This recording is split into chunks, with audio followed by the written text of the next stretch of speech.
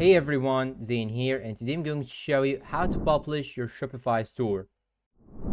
First, you should open Shopify website, and after that you have to log in and go to the dashboard, then go to any online store that you want to publish it, then click on it, and after that click on preferences right here. Then it will show you this page. Now you have to type your home page title, which is going to be displayed in Google. So I'm going to type Z, for example. Then here you can type the description that will also be displayed on Google. You can also add social media sharing image. You can also set up Google Analytics or Facebook Analytics, and after that you'll have to scroll down till you find this section, password protection, and you should uncheck this box right here. But in order to do that, you should pick a plan. So here in my case, I do not have a plan yet, but you should click on pick a plan, then pick any plan that you need, and after that click on this box, uncheck this option. Then what you should do is to simply click on save, and by this way your settings will be saved and your store will be available and published. And that's all for today. If you find this video helpful, please don't forget to support us with like, subscribe, comment, share, and see you in a new tutorial.